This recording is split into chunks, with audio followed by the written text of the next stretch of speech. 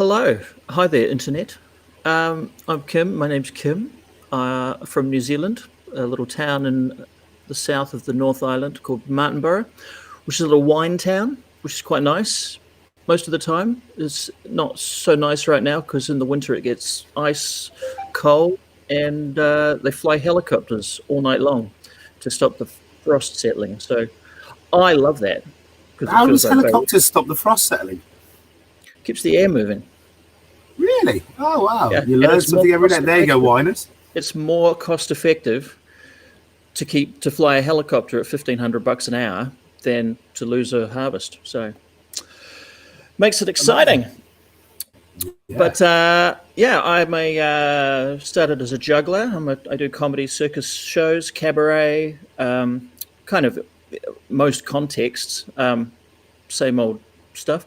Do we swear on this, by the way? Yes, yeah, you can swear. Yeah, you Right. can. You can. It's all adults at least at the moment. You can swear if you like. Be true to yourself.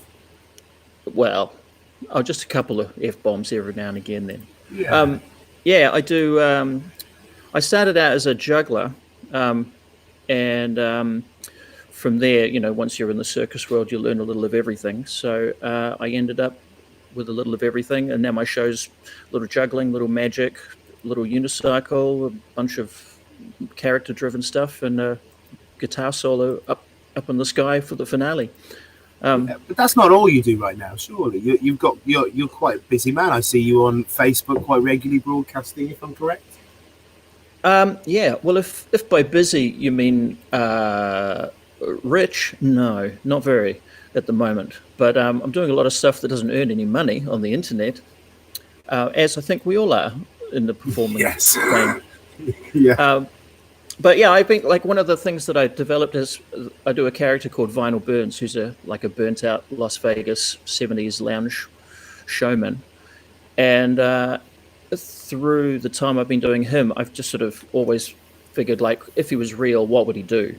What would he have done? And I said, well, he would have an album out. So I made an album. And he would have a bunch of music videos. So I made those. And he would have played a lot of poker. So I made a bunch of poker tutorial videos. And one of those things was DJing.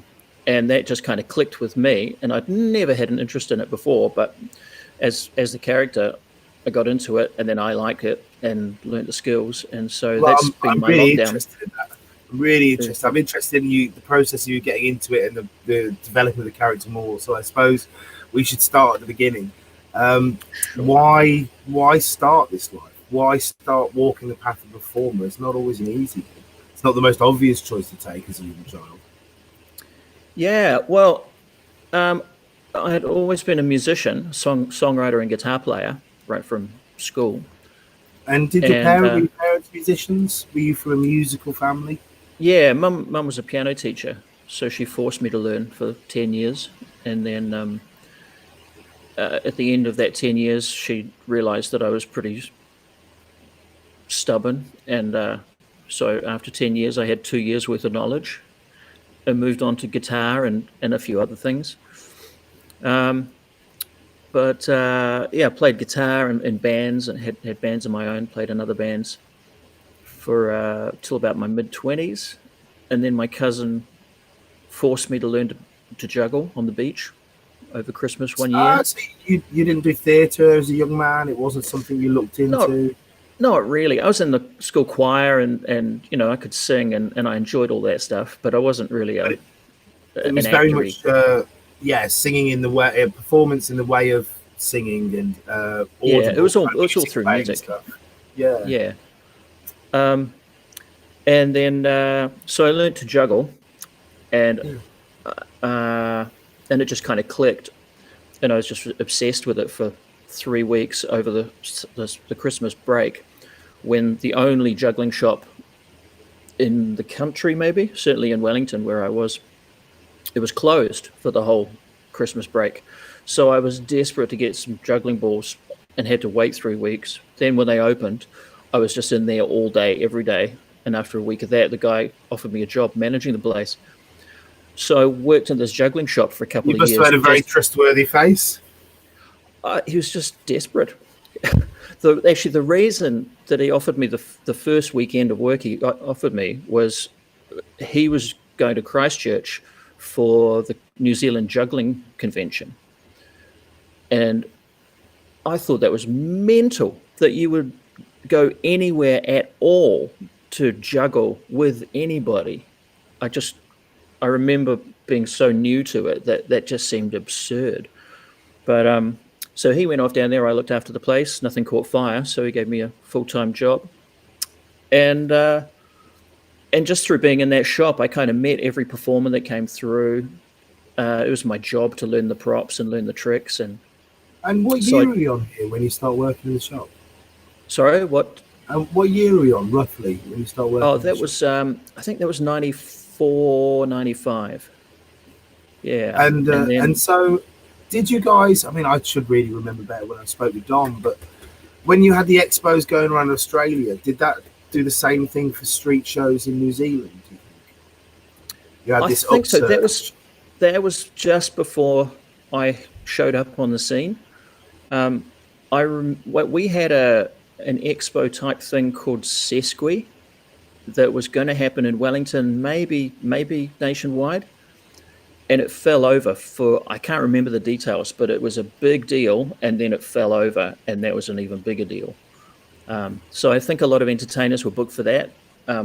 Probably it was maybe the year after or the same year as the Australian deal. And so it probably had a similar effect of people rolling around New Zealand just doing shows anyway. Yeah. I know that there were a couple of big, like the original. No, I'm too foggy on the branding of things to say it on the internet. But there were a couple of big street performer festivals just starting to get traction in the country around that time, and I guess there were acts from Australia that were around, guys who'd come down for the expo and were lingering around. So there was talent there, and suddenly it hit everybody's radar.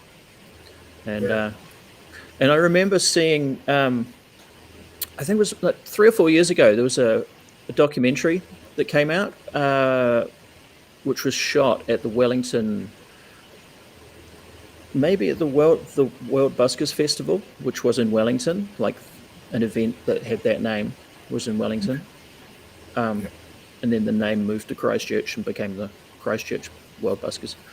But I remember as a teenager, a high school kid, I remember skipping school in the afternoon and coming down to see those shows, like almost a decade before being a street performer even hit my radar. But somewhere in the back of my psyche, it was brewing. It was planted from that, yeah. And what was it like for you going around and seeing those shows? I mean, it's often difficult, isn't it, now to watch a show through the eyes of somebody who isn't a performer. I mean, it's almost something a little crippling that we can't be a civilian in a show anymore. You can't see it. You can't see it for what it actually is. You're looking at the mechanics. Yeah. You just have a different context to everyone else. When somebody does sorry to interrupt, we'll get straight back onto that. Just when someone does a hack line, we know it's a hack line. Nobody else does. When somebody does something that came from somebody else, it's got a reference to those people in it. We recognize those references. No one else does. Yeah. Well, that's why they're hack lines, because they bloody work. Yeah. So sorry, I interrupted you. You've gone to see your first street shows when these festivals have come in.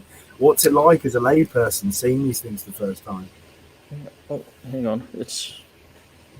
I'm dealing with a cat. It's okay. I wondered what the bang was. I didn't factor this into the equation. No.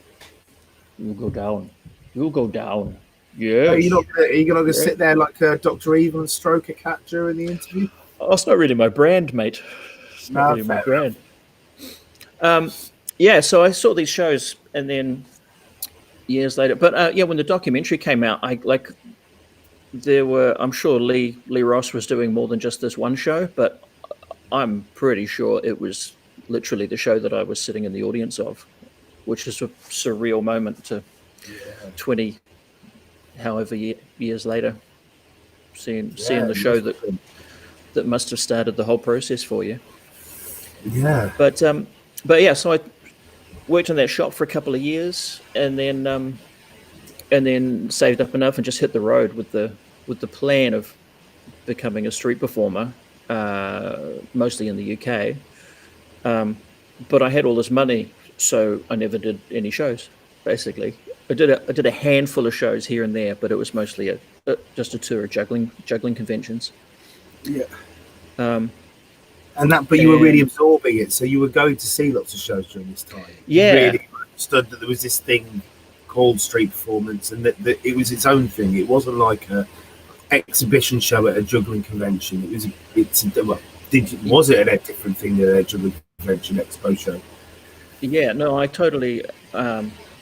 Through that time in the juggling shop, I'd seen enough street guys come through that I was sort of pretty sure that was what I wanted to do. So when I spent a year, 96, in the UK and Europe a little bit, and stopped in at the Hawaiian vaudeville festival on the way, just still absorbing the skills, mostly the just juggling festivals, juggling conventions, learning the tricks, but being exposed to all of the street and technique. So what was the juggling convention scene like? What was it like for a young man to travel about it and try and soak it in, you know? Well, coming from New Zealand, it blew my mind, because we had, just discovering that juggling existed and I could do it blew my mind. And then the other people did it and they got together to do it, blew my mind. And then I head off to the Northern Hemisphere and there's more than one event every year. Amazing. So it was just this, this steady build of just having my little brain expanded.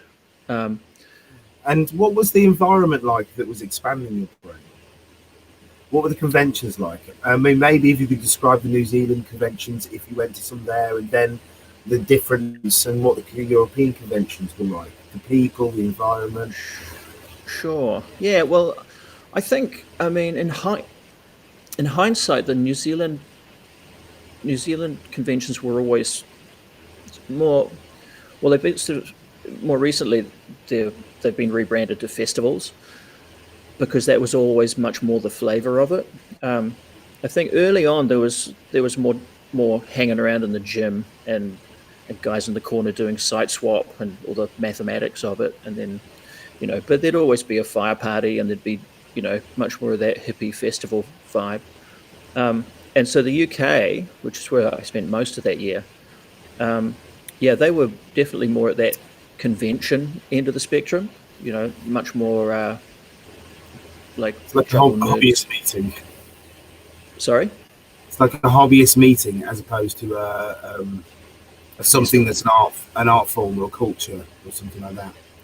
Yeah, no, well, there was that aspect as well, but it felt more like, my memory is that a lot of them were more sort of gymnasium based, but then the Bristol convention was an amazing 10 days in a field with a couple of big tops, and and Rumpel was there, so there was Who's definitely Rumpel? that. Rumpel Stiltskin from Australia, who lives the character more than most. And when you saw him, what was he doing? What did he look like? Oh, like he still looks and always has looked, I guess. A jester. He just lives and breathes being a jester. And so when you first met him, and carry on. I think I'd heard of him before I met him there, and because his angle, his thing. Well, he would never call it an angle, but his thing is just. I've done an interview with him. Right, unfeasibly long shows, and I think at Bristol he did 14 hours. So you'd go and watch a couple of hours, and then you'd go and have a sleep, and then you'd get up in the morning, and then you'd have breakfast, and then you'd go and see his middle section, and then it was like that. And did that affect the way you looked at performance when you saw a human being doing something physically amazing? Going 14 hours non-stop is a physical feat for a start, but why? Yeah, maybe. Why would you do it also? Maybe, I don't know if I'd ever thought about his influence on me, but yeah, I mean, there's elements of what I do, the sort of the madness and the character driven, just You're a character what. artist by what it appears, you know, and it's. I was very surprised at the beginning of you to find out that you didn't have a theatre background, because usually that's what you find with character people is that they've been schooled in theatrics and they've used those skills and talents to move that out. So I think it's going to be interesting the journey finding out why you turn to characters. So anyway, I drag us off point again. We're at the convention in Bristol. Yes, you've watched Rumpole. Yeah. And so you're still now just traveling about and kind of absorbing juggling skills, understanding what it is to do a show. Yeah. Yeah, I was doing a little, I was doing renegade spots, and I did a little bit of street here and there. And But it was when you do the mostly, renegade spots, were you sorry to interrupt? When you do the renegade spots, were you happy doing it? Was it comfortable?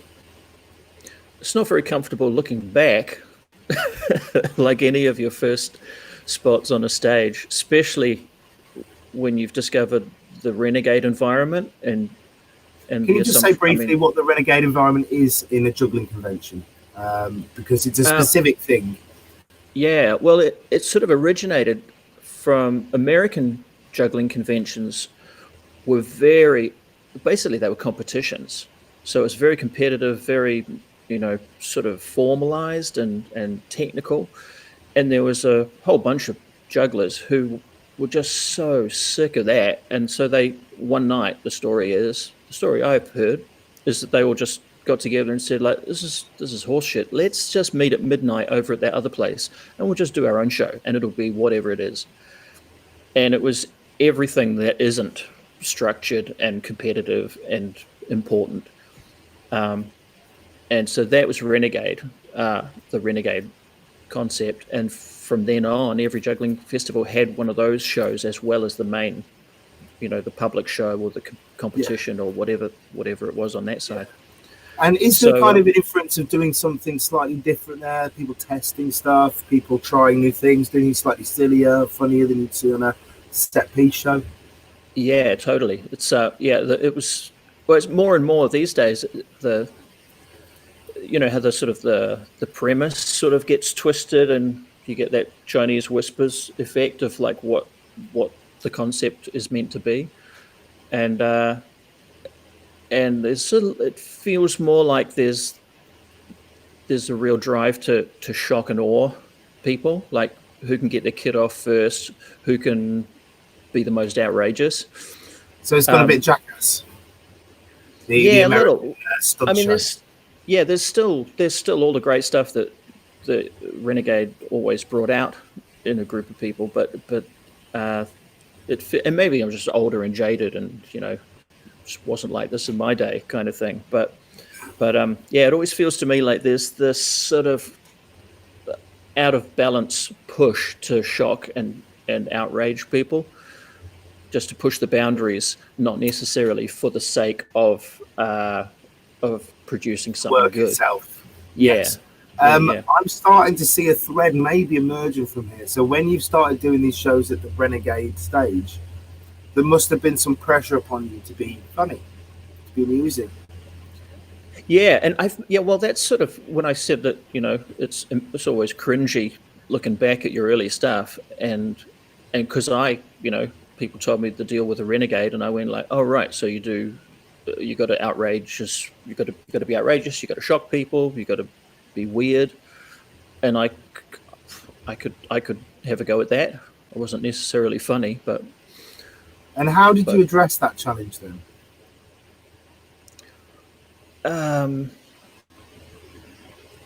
Well, in a mediocre way. I don't know. But be descriptive. Be descriptive. Do you want specific? Yeah. To air my dirty laundry. Big time. Oh well, I guess a good obvious one is like when you're a traveling Kiwi, you have thermal underwear because that's what you need to survive in the world. So I had some fluorescent green thermal underwear, and I had a straitjacket with me. And the finale, like the Renegade thing, involved Donald Grant, I think, who was Can you just move much. your microphone? Are you on a microphone on your thing? Yeah, the microphone's here. There you go. Yeah, it's fine now. Maybe it went for a second. Maybe it's my headphones with connection. Oh, Don't an worry. illusion. Please carry on. Yeah, Donald Grant was emceeing the thing, and he was as much of a celebrity as New Zealand had heard of in the juggling world. So I was being introduced by the biggest juggling celebrity that I'd ever encountered, and yeah, and I did some just terrible straitjacket escape with other people's lines, and but my renegade element was that I was wearing these green tights, and that was it. Okay. So Yeah, fair enough. It's a learning process. Why do you have a obviously straight jacket trying. with you? Sorry, what? Why do you have a straight jacket with you? If you're going around the juggling conventions, learning how to juggle and taking in doing juggling shows, why bring a 19th century restraining device? Well, the premise for the trip was to go and become a street performer and go to these juggling conventions. But I made the mistake of having a lot of money saved. So there's nothing to stop you from going to do a show, like having a pocket full of cash already. Yes. And so it just sat in the suitcase. Yeah, yeah, yeah. And I mean, I did shows here and there, but I never settled somewhere and just sat on the pitch and did the grind. I did that. I did that when I came back after '96. I moved to Christchurch and just worked the local pitch, and went to work, became a street performer. But it may have done you better because it seems like you do work that's different to a lot of guys out there, a lot of guys and girls out there. And so maybe having this way of developing and learning has done you some good. Yeah. During that time, doing the renegade stage and stuff, did you see anything evolving? Did you see something coming from that where you went, okay, I'm starting to understand what I want to do here? Not specifically. I can't think of anything. I think it was just more of a general slowly absorbing what the whole scene was, and it was mostly juggling conventions that I was at. It wasn't the street scene that I was really absorbing. I was getting hints of that. The odd performer would show up at these things, but it was much more the technical side that I absorbed that year.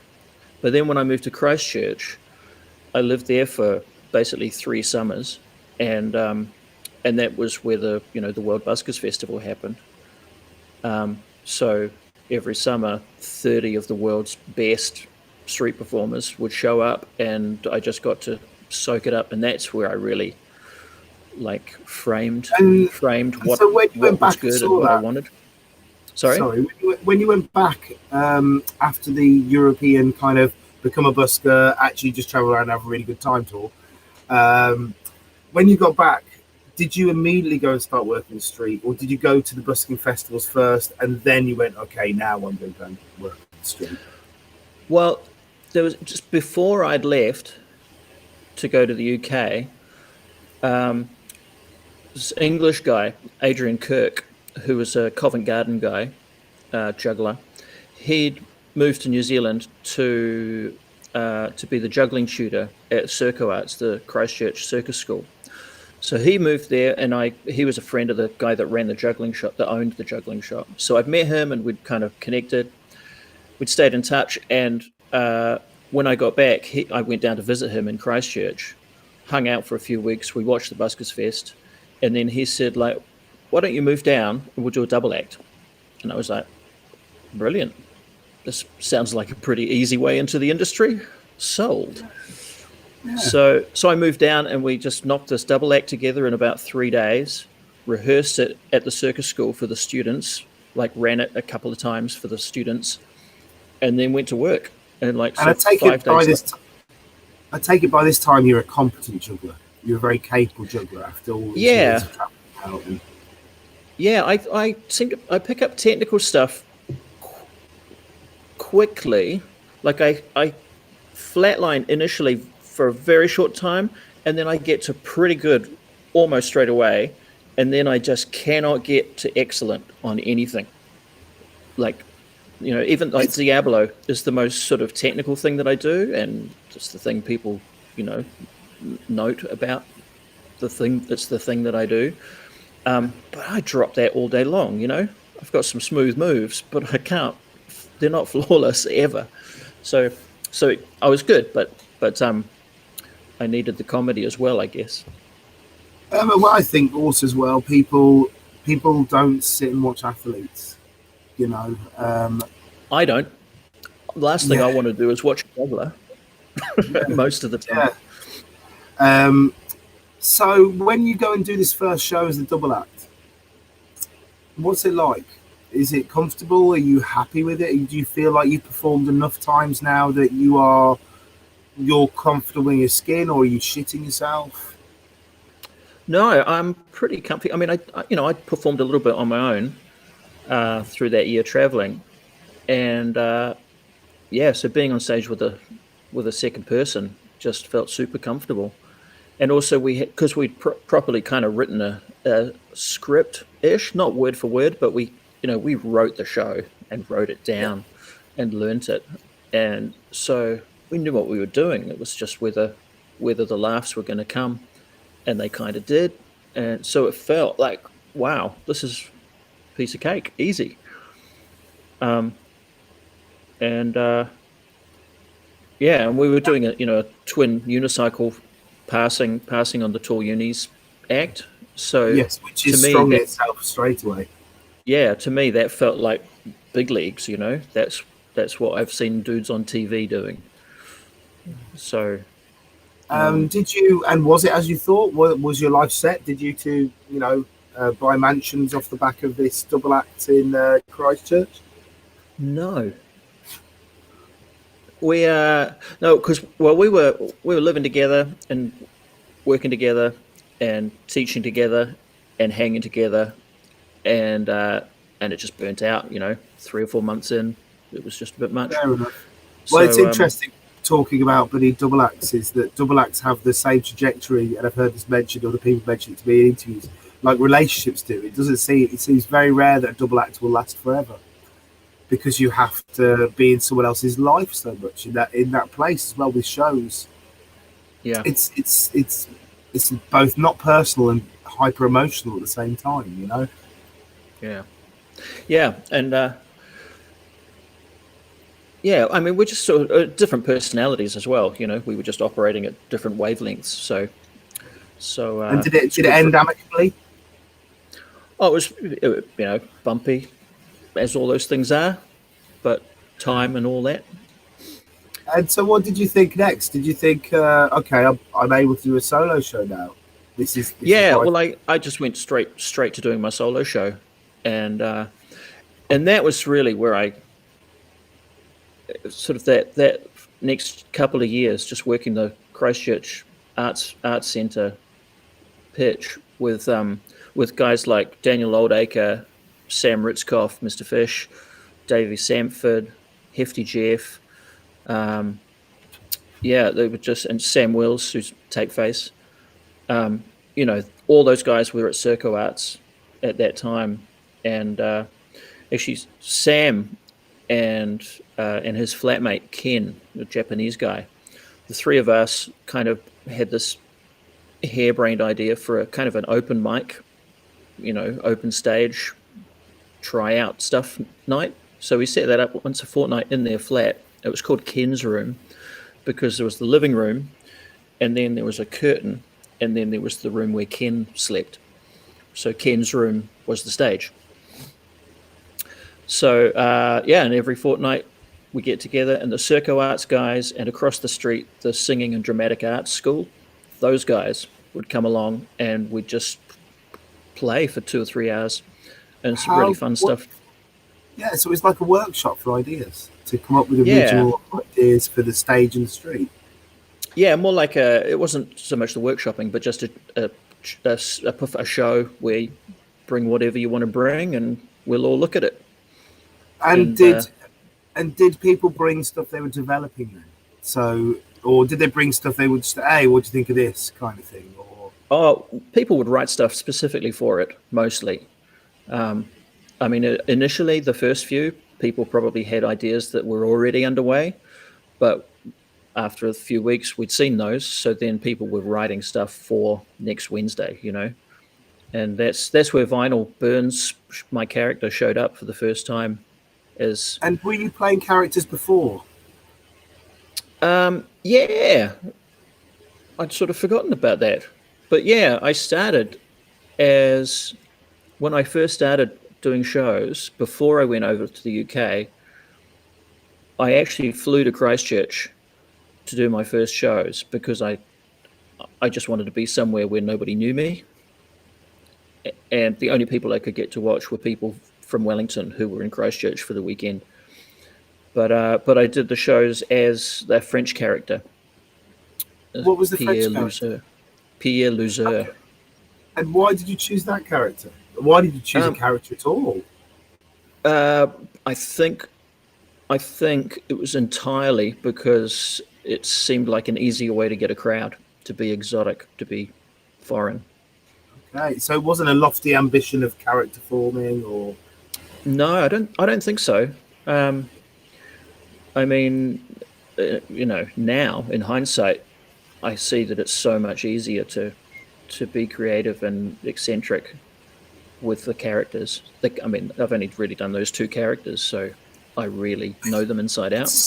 it's so interesting that you naturally lent into it without the wealth of tactical reasons that you possess now for it. Yeah, well, I've always kind of just followed my nose, um, which has mostly been good. Yeah. Um, but And I, why a French character? You say because he's exotic. And when you performed him, did you write characteristics into him? Did you give him? Was there more flesh to him than an accent? I don't think so. I mean, it was probably because I could do a French accent. That's probably the reason it was French. Once that was the starting point, and then you get you think, okay, well, what's a French costume look like? The beret and the shirt and blah blah blah, and and then it just finds its way. And I mean, like I've never studied any of this stuff, so maybe there are technical reasons why you put things together a certain way, and there are proper names for the path that you take when you're developing a character, even subconsciously. But all I know is like I started over there and I ended up over here, and it just felt natural. Yeah. You know what I mean? Yeah, I know exactly what you mean. When you were developing the French character, and we'll just touch on that, I feel like we should flesh him out a little bit more just before we go back to the writering event, the weekly event. So when you took him and you started doing the shows with him, did the French character, evolve and become more fleshed out over time? Did he become a proper full, like he lives at this place, he's married to this lady, he does this, he has this job on the other time when he's not No, performing? No. I think I mean I don't remember any substance to him at all. Um, I remember. I mean, the character ended up being what he was, but it was all of the character attributes were nothing to do with him being a French character. And some of the attributes are the same attributes that Vinyl Burns has, of being sort of easily excitable and gets caught up in the moment, tries to play it cool. So, I mean, all of those pretty So there was human notes traits. you were looking to hit, that you were No, reaching out with that not character. You not don't think? looking. Don't I Well, don't think so. when I say looking, maybe the better word would be there was notes you were hitting that would then be hit again with a later character, and by the fact of seeing you repeating them, it almost seems like even maybe subconsciously that's what you were looking for. That was the character you were trying to develop. They were the qualities that interested you. Maybe I mean you could join the dots that way, but I always feel reluctant to do that because I don't consciously plan that way. I just dive in and or sit on an idea forever and then finally bring it out. But I don't kind of create any character stuff that way. Yeah, fair enough. And so Yeah. when you do Vinyl Burns in the sort of what do we call it? The writers performance event. What was the name of the event? Oh, Ken's room. Ken's room. Sorry, yeah. So Yeah. in Ken's room, when you do Vinyl Burns the first time, what was that like? Was it? Well, it was. I mean, technically, it was sort of the first time, but all there was of Vinyl was the name. It was Vinyl Carruthers was the name, and the character was nothing like he is now. But it was. I'd found one of those old 1920s black rubber swimming caps Yeah. and those glasses that have a photograph of ladies' eyes. And I had some big sort of beach shorts that I pulled up to my nipples.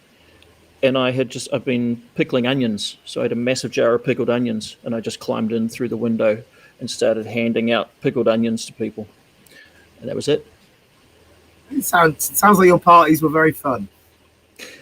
Yeah, well, if only my parties were as thrilling as that appearance.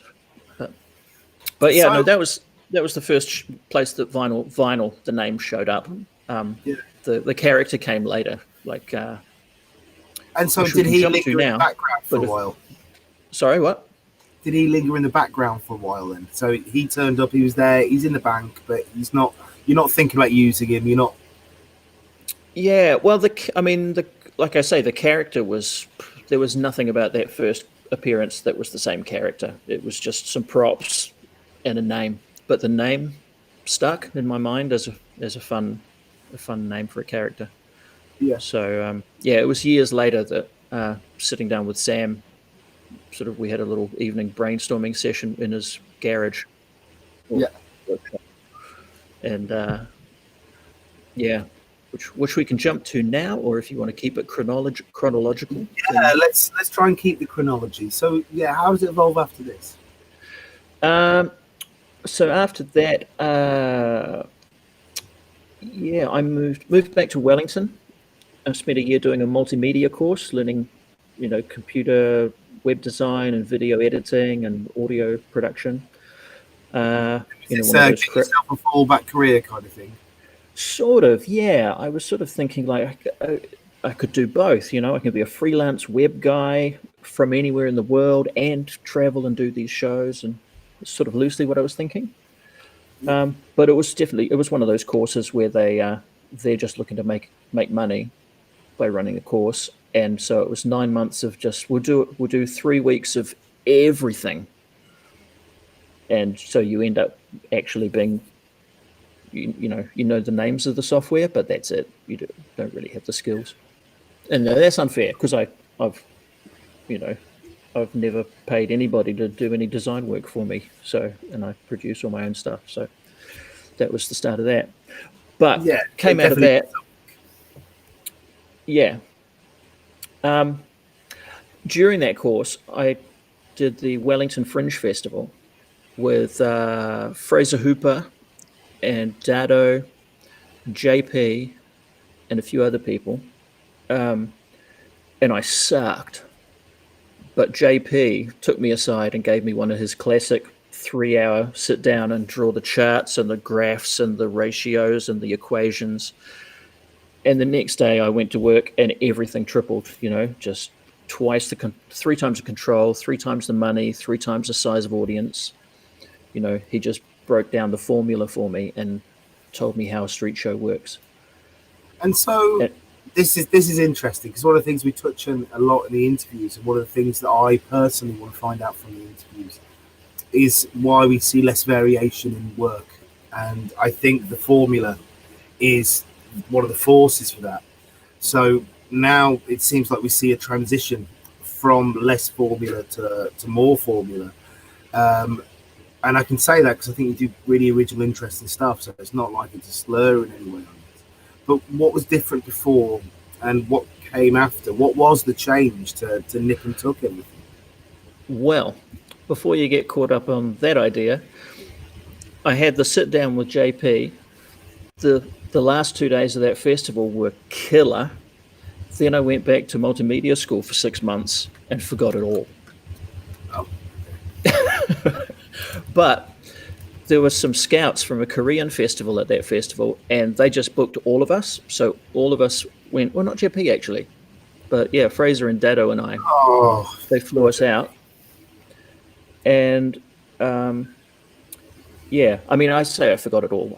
You know, it was all there, but it was just so the impact from having him tell me, and then the next day everything changed, was so huge. And was it And nips then and tucks? Was it moving things around? Did he gut? Was it gutting? Was the show gutted in a way, and everything was removed, and it became a no, one-trick show? Or no, it was just little tiny moments. It was like you know, get them to laugh, then ask them to move, and then get them to laugh again. You know, just that negotiation, all of those little subtleties, the finessing of the relationship through the show. Just basics. Find your anchor. Have your anchor fall in love with you. Um, yeah, just timing, and combinations, and when you subtle, say subtle your stuff. anchor, you mean the one person in the crowd who you can look to, who's enjoying what you're doing, who can inform you on how the show's going. Yeah, yeah. Usually the first person to show up, the first person who commits, like someone who's going to be the only one watching your show, obviously is on your side. So stick with them. Make sure that you look after them, and then their energy spreads. What a good bit of I, th- advice.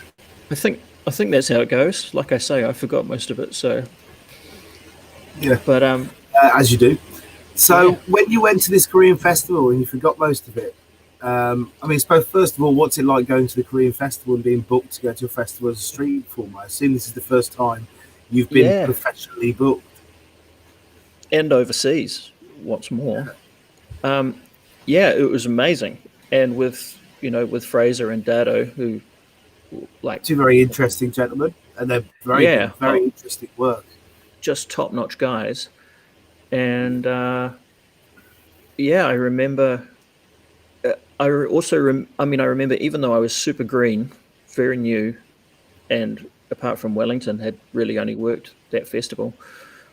But even though that was the case, I could see that these people don't know how to provide a street performer with a pitch in a situation, because it So was, disappointing experience. no, not disappointing, but just sort of frustrating that I mean, as well as the language thing, because I didn't have any of the local language, so I was trying to over physicalize stuff that's normally talk. Plus, I thought, am I right in thinking this that South Korea is almost bilingual? A lot of them speak Americanized English. yeah, yeah, there's a lot of English around, but if you're not speaking, I mean, if you have a really talky show like I did, that was going to be a grind. Yeah. But it's, a lot of the shows were in a tennis court or on a playing field, or to primary school children who don't have much of any language yet, let alone English. So there were just lots of those, Or like, attention span. yeah, yeah, yeah. So a lot of that. Well, we've got all the festival guys, but we've got these street performers, so we'll just put them on those other places. So a lot of that, but I loved it. It They're was amazing. children's entertainers. Yeah, yeah, yeah. But they treated us like royalty.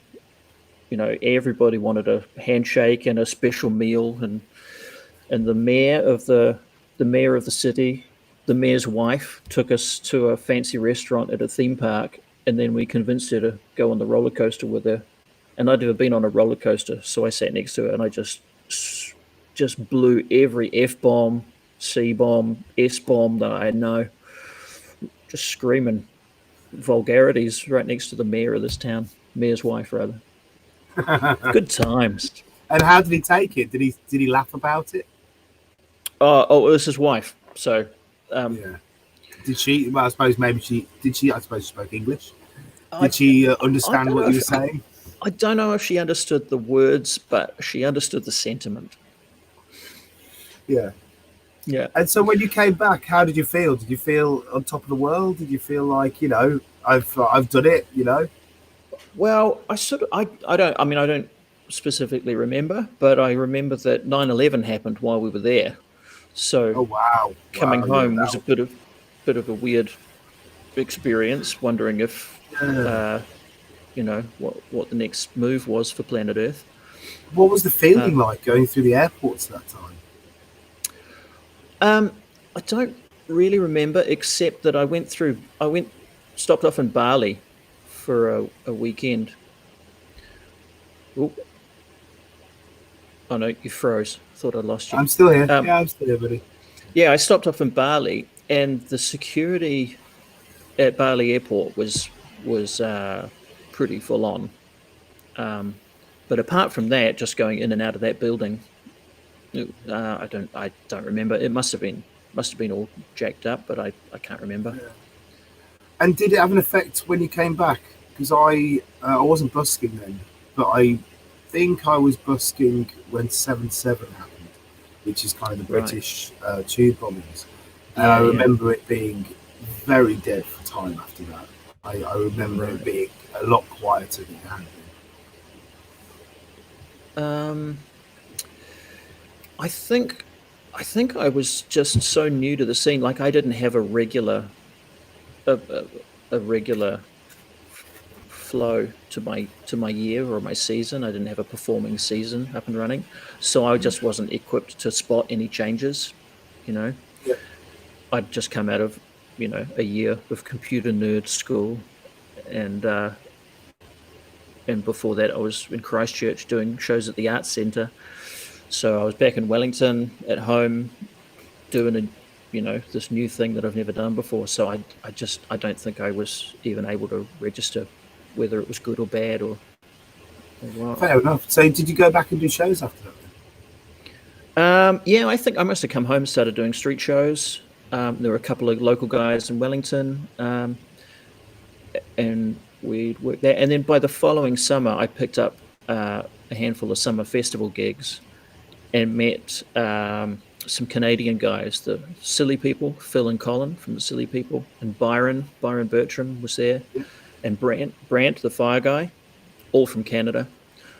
Um, and they basically said, like, because I was sort of on the fence about going to Europe and Canada, and I think I had Linz booked in Austria, but they basically said, like, just book a ticket, come over, like, we'll get you a gig here, and you stay with us. So I did. I had one gig in Canada, and I had Linz, and did the festival in Dundas in southern Ontario. Went and stayed with Phil for a week, and then they were doing the Toronto Buskers Festival, so I tagged along with them. They said I could crash on their hotel room floor.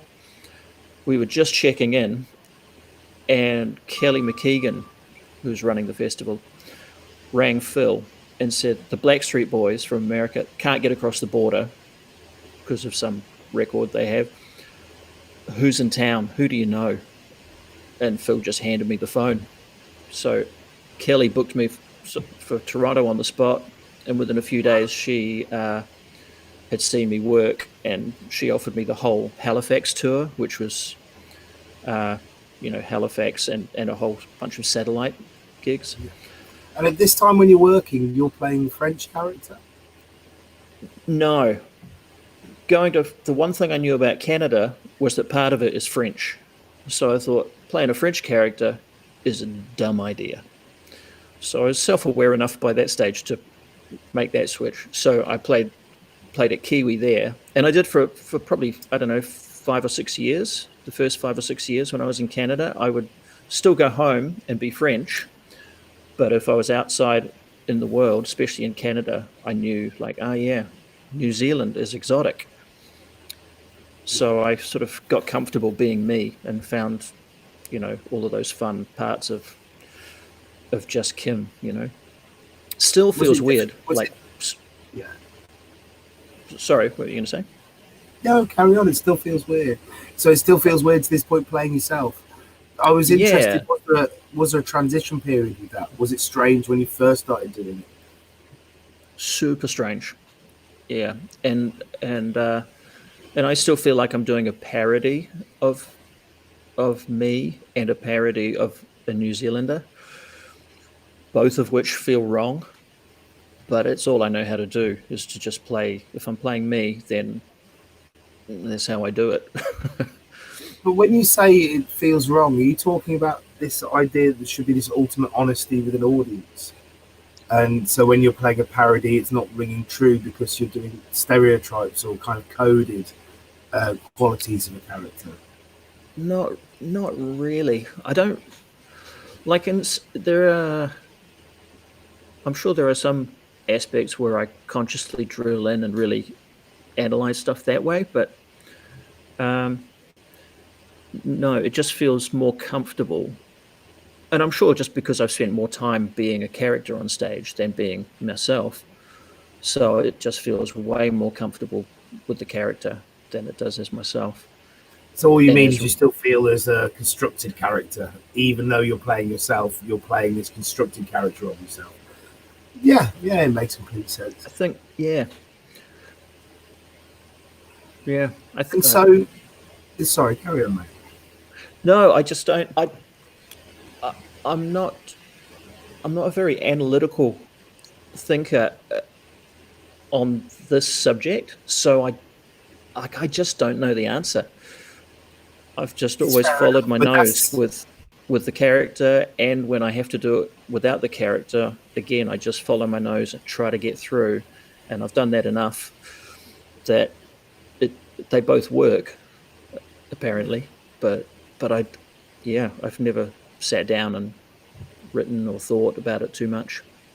well, that's an answer in and of itself, you know. And I think that it will be informed more when we work up to Vinyl Burns in the form of him more to your methodology. So, what was it like with Canada? Did you enjoy it? Yeah, yeah, it was.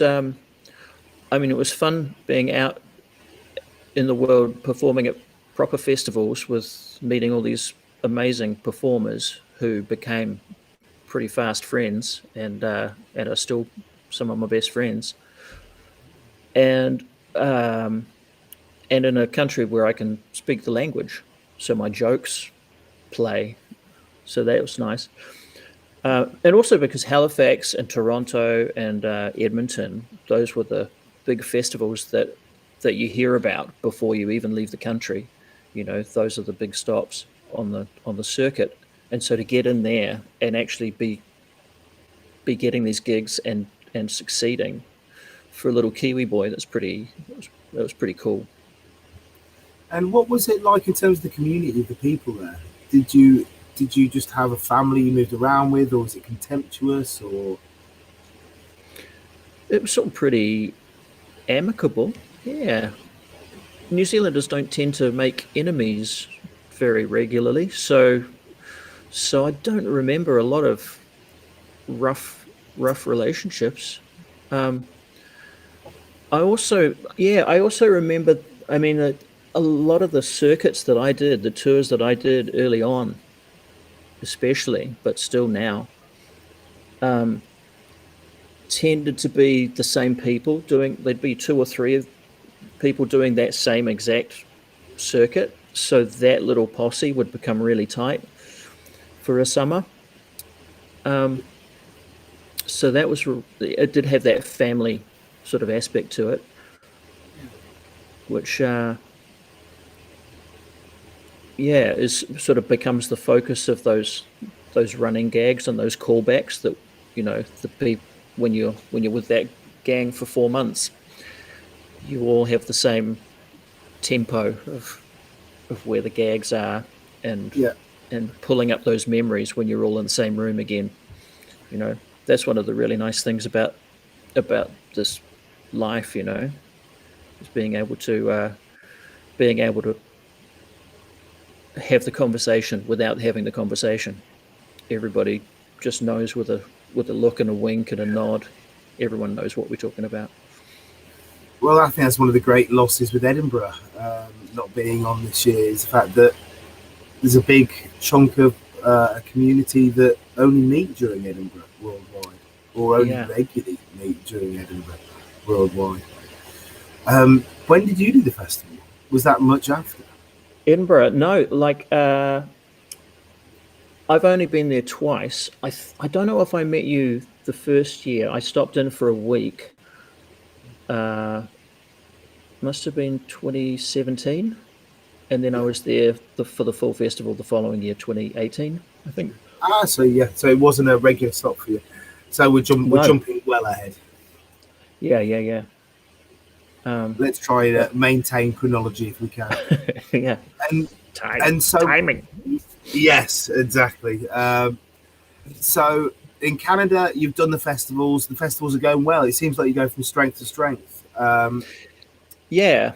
Then, because I was also zipping across to Europe as well. Like that first year, I couldn't do the Halifax tour that year because it conflicted with the Austria gig that I had, the one gig that I had in Austria.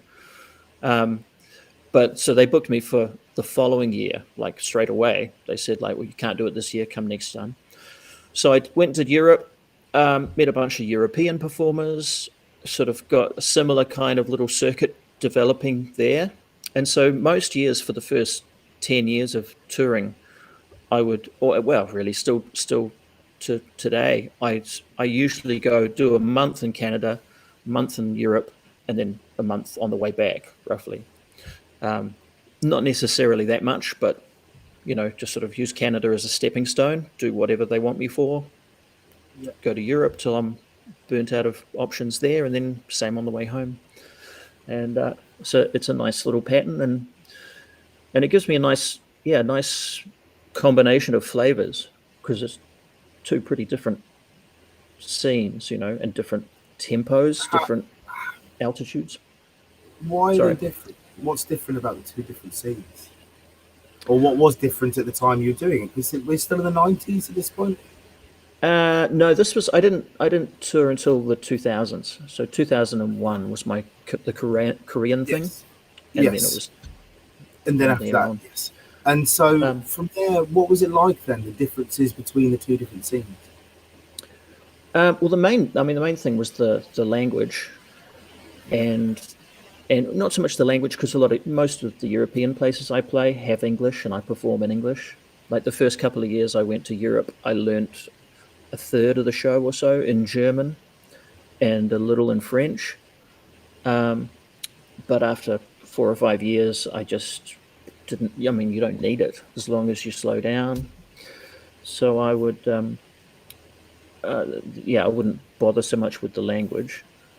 But just a Canadian audience has that Canadian TV sense of humor, sense of timing. The pace is just a very North American, bang, It's got to be snappy.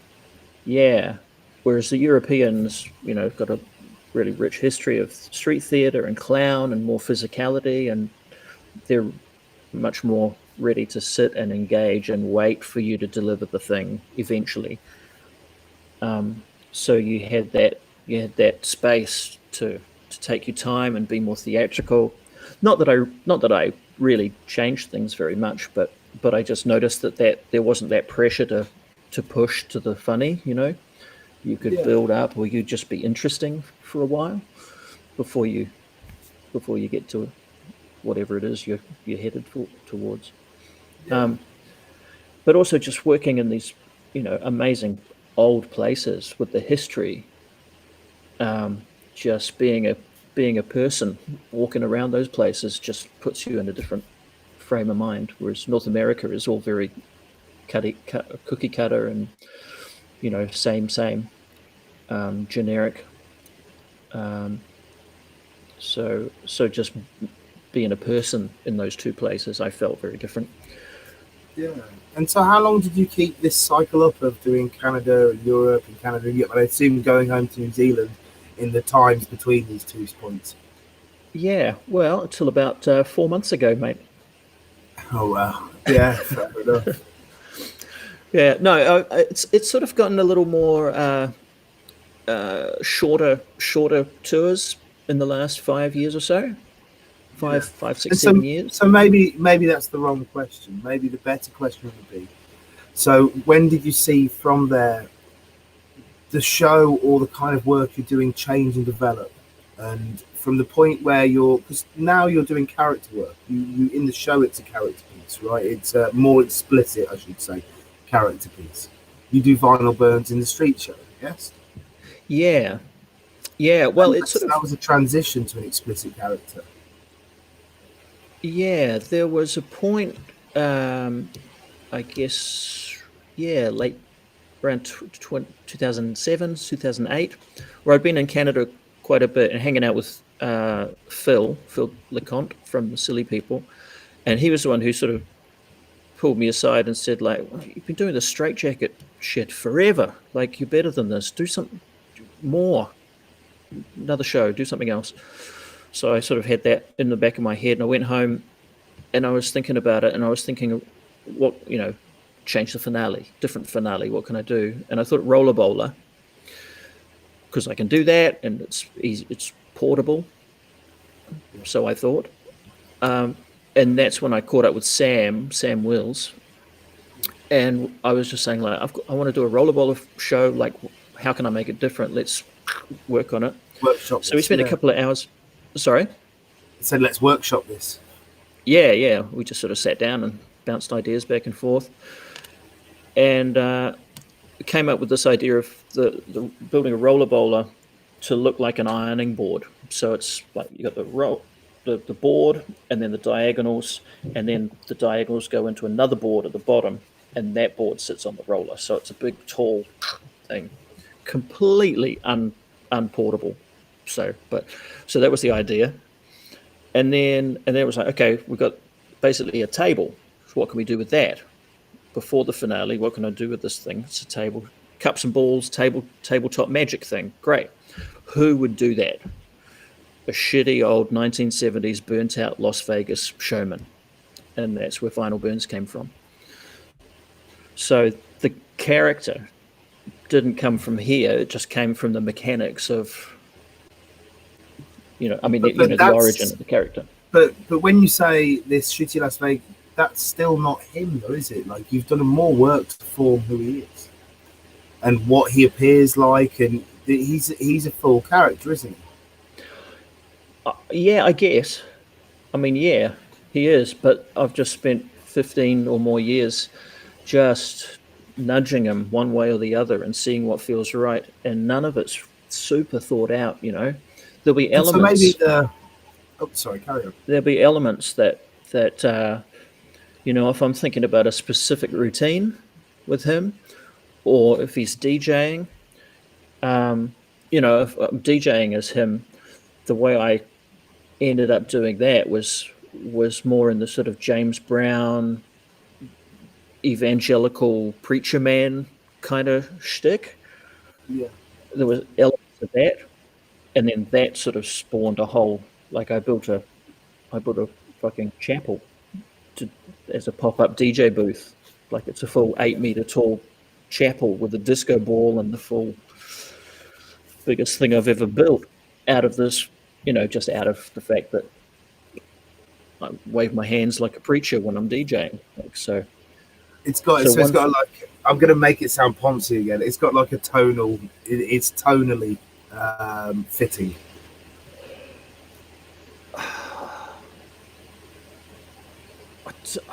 I don't know.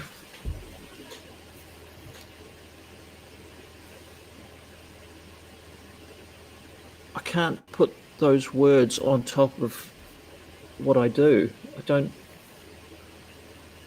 know how they fit.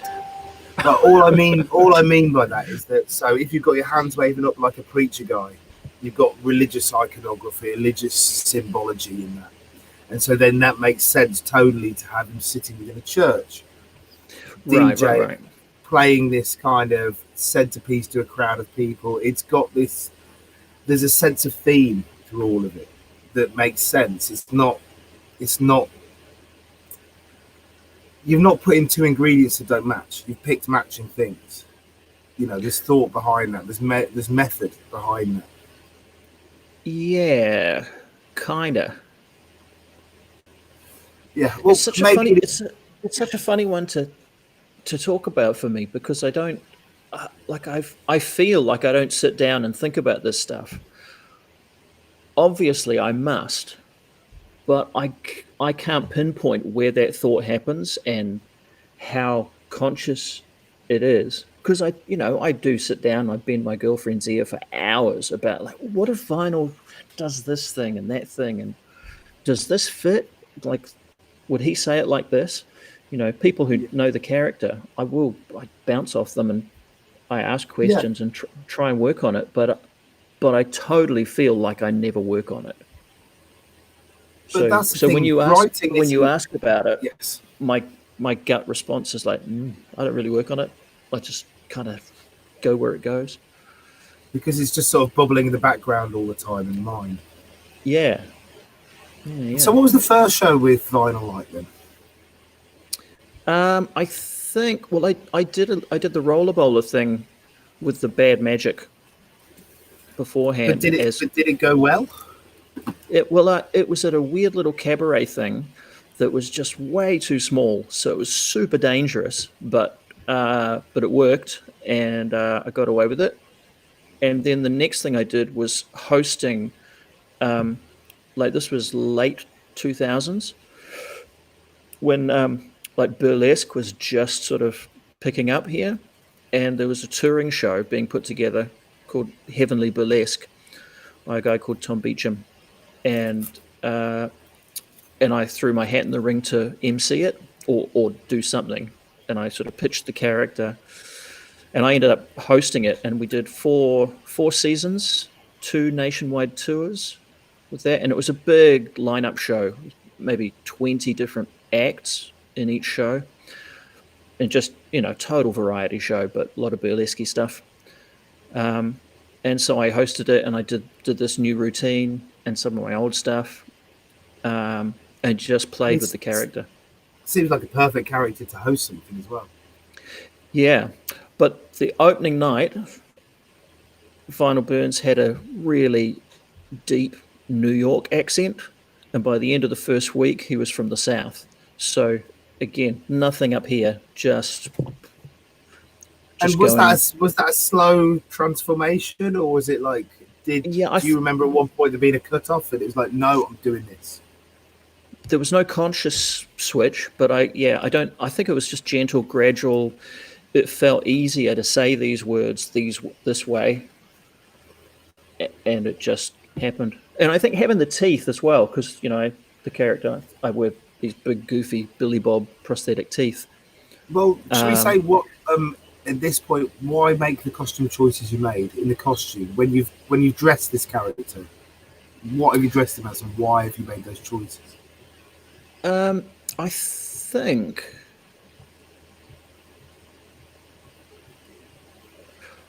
I don't know. I mean, I want to give certain answers, but I don't really believe that I thought these things through. I just I think I probably just saw an excuse to buy some goofy teeth off the internet because it would work with this premise, this character.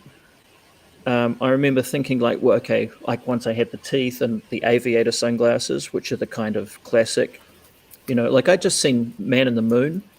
So Andy Kaufman's Tony Clifton character was in my mind. So that was pretty strong.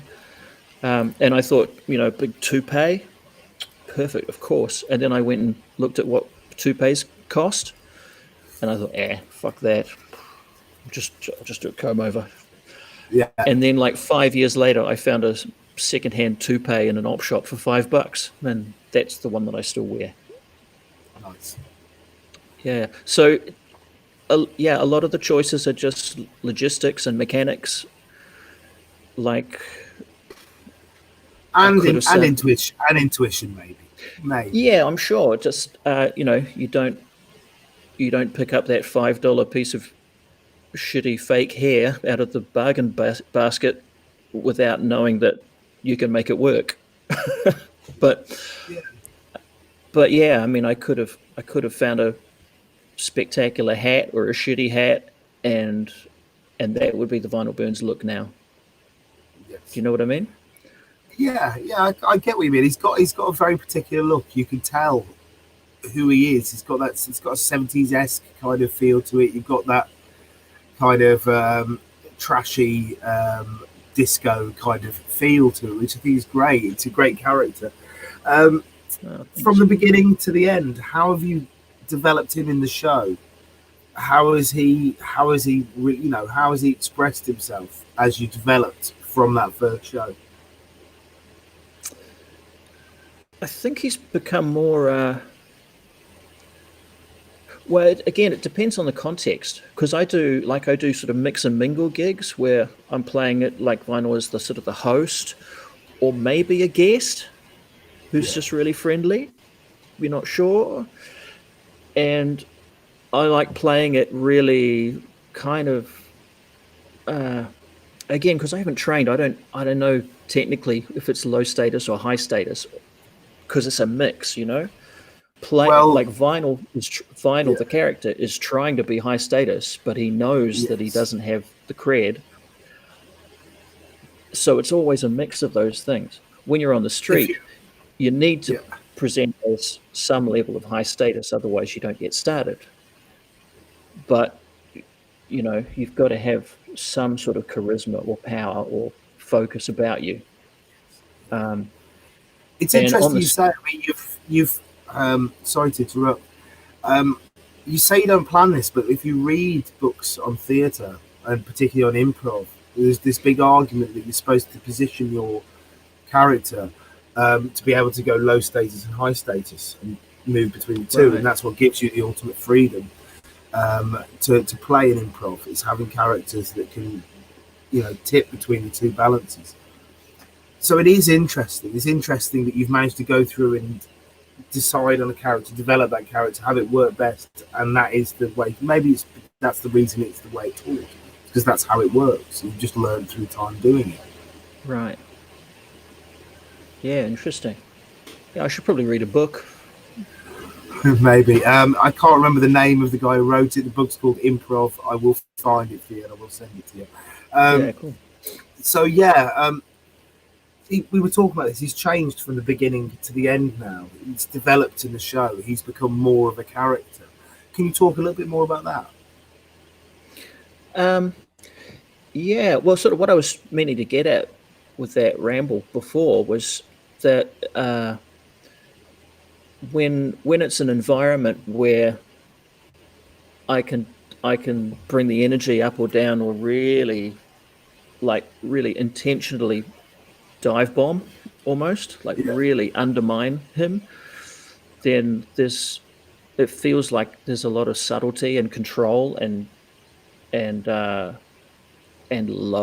lowness about him. Like watching him implode it feels pretty fun to be inside of that, knowing that I can pull it back up again or whatever's the appropriate follow-up after that, so I like that's why I really enjoy the video stuff that I've been doing for the last few years, but especially with the lockdown, because in front of a camera there's nothing but subtlety. Like if you go big, you destroy the experience. So it's all about those little subtle things, and partly because of the way he looks with the teeth and all the all the mouth face movements, all of those, I just love playing with that stuff. So over the years I've gotten more into all of that and trying to focus moments on all those little subtleties. On the street, like I'm still, I still don't remember half of what JP told me 20 years ago. So I don't have that control all the time or a lot of the time. So on the street, and it's part of the reason I mostly work festivals, because Raw Street is always a grind for me, because I'm not drawn to the Raw Street enough to just get up to tempo with it, up to speed with it. So, well, this is the thing, with festivals, they give you the time of day because they're there to see you, and on the street, I've been trying for years to try and put more artistry into shows, put more interesting stuff in there, and it's an uphill struggle. It just if you want to make a living there, the easiest way to make a living there is just to fuck with people's heads at things. Yeah. That's what the first time I saw you was, I think that first year I was at Edinburgh. And that's what I really enjoyed about your stuff, was just like I saw you with I don't know how much your show varies, but a bunch of kids, and you explain super clearly that one is going to be the winner and the others are going to lose because you're all terrible and you're not good enough, and then you'll stand over there, and then you get the kid to do the hat, and you just go all through the different politics, different political regimes, and love it. Thank you. I mean, I won't talk about me too much on here. This is about you. I'll have my time. My whining on will come one day. Oh Christ, look at me! I can just see on my shirt. Look how much I'm sweating. I would give cash money to be that warm. Really? Wow. Yeah. I mean, we're in heat wave here. Just as a bit of contextual knowledge for the archive, heat wave going on. What do you think of the world of street performance? Do you get out onto the street pitches enough nowadays to see what's going on in the world of street performance? There's a lot more of it because of the technology. Because you can buy the equipment you need for the show more affordably, and it's available. And also with the internet, you can learn. You can discover that it exists and learn how to do it. And you don't even have to buy a DVD anymore. Nope. I mean, that's how I learned. I learned DVD, Right. Yeah. And now it seems like you don't even have to make the effort to go to the juggling shop. And I say that because you used to work in a juggling shop, so you must know. Yeah. Well, that was one of the cool things about this world. Is that, and especially coming from being a musician before this, where the dream was to sell 1 million records and be famous in that world, and the people that you looked up to in that world were unattainable. You would never walk up to your favorite rock star and say hi, let alone share a stage with them or a gig or whatever. But working in this juggling shop for a couple of years, there were like two VHS cassettes that had just been the result of somebody taping something off TV and lending it to a mate, and then they would tape something else afterwards, and then the next person would film their practice session in their backyard. And so it was just 2 or 3 hours over these two tapes of just all these classic, like McKeel running his 7 balls for his club routine. And I think the Uncles on Paul Daniels, Frank Olivier, and all of those classic guys through the 80s mostly. It was like a YouTube playlist, but of that era. But it was it was on physical tape, and looked like it had been watched 1 million times. It was like with a pulse.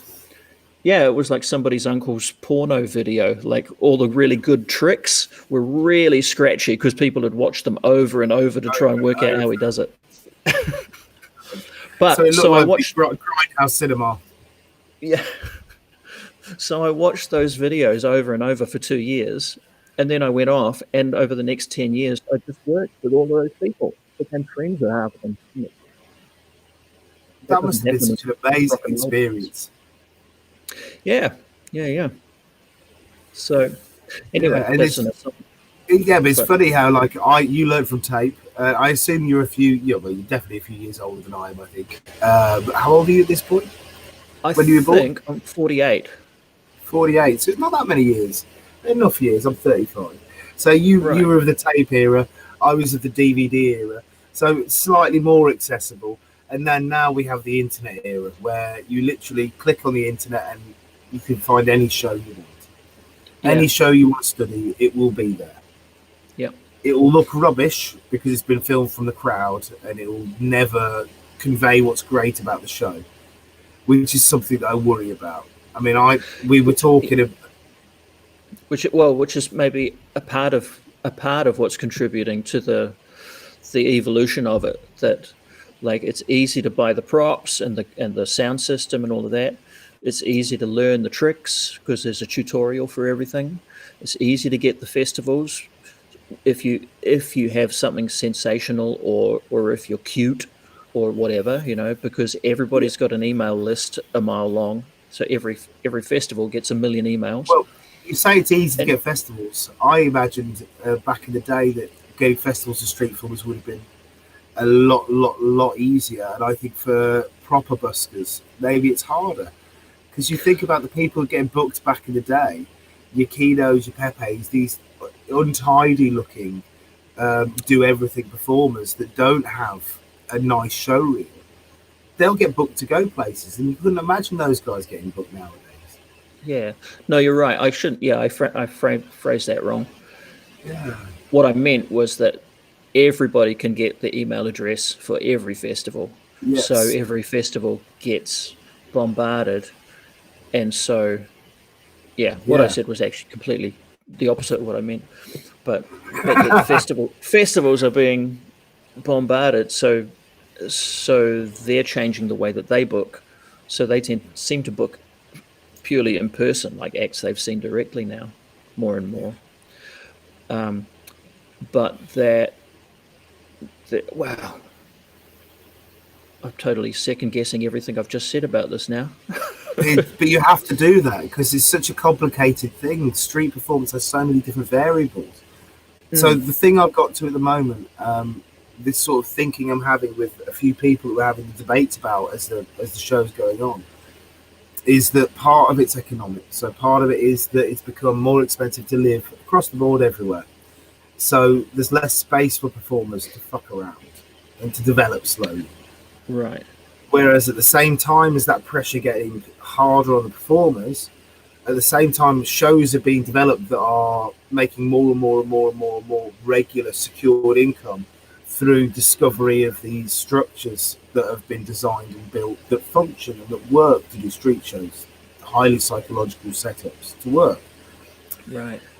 So that's the thing that over the top of that, the thing that you see diminishing in the kind of the same way, it seems, is variety on street, actual street, seeing people doing all different sorts of stuff,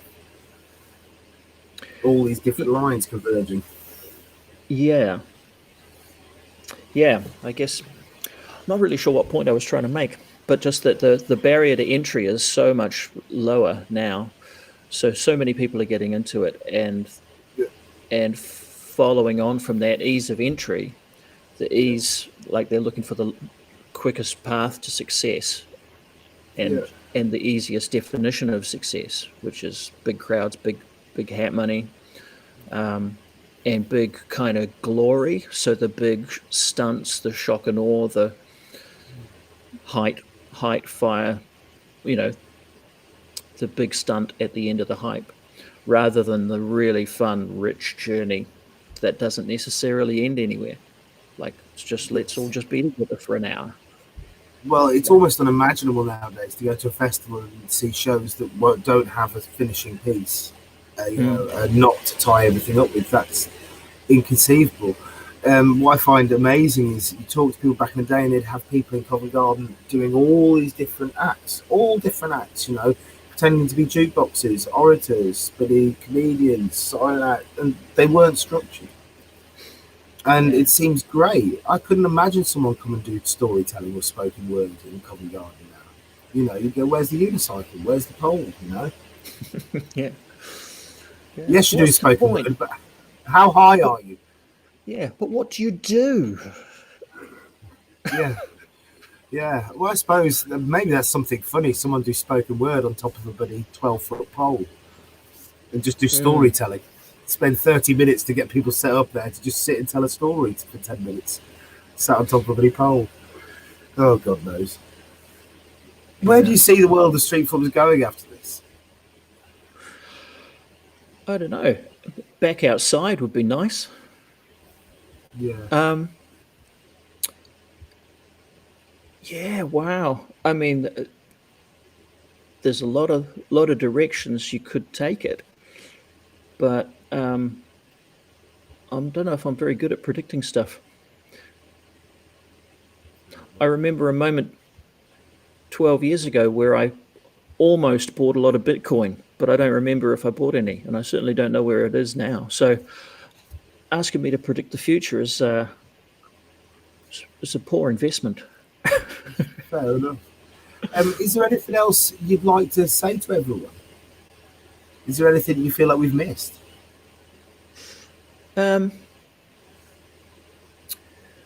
Ooh. I don't know. I miss you all. It's a weird time. It's a really weird time for everybody, obviously, but for people who are used to gathering complete strangers together in tight circles and exchanging life for physical currency. It's a weird thing to stop doing, when that's been your world for 20 years or however long people have been doing it. And it's been interesting just watching, through online things that people have been doing, either on their own or together, watching how people have been dealing with it. And like we were talking about before we went live, just the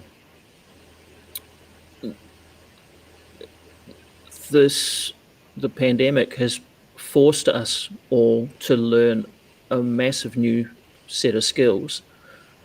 So once that's all over, we're all going to be really well equipped to do a whole shit ton of stuff that we've never thought of before, because we've got all the new skills and experience of working in these confined circumstances, and suddenly you take those confines away.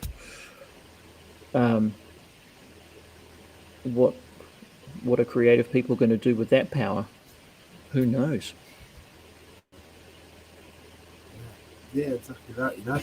What a nice note to end the show on. So I'd like to say from me, thank you for your time. It's been an absolute thanks, pleasure. man. It really, really has. Appreciate it, and I really love that you're doing this. Thanks. And everyone who's been watching The Whiners, thank you for watching. Thank you for supporting the project. If you watched on YouTube, please like, share, subscribe, and comment. If you're on Facebook, please follow The Rogue or join our Whining On with Public Performers archive page to see the rest of the videos. For now, thank you, everyone. Goodbye.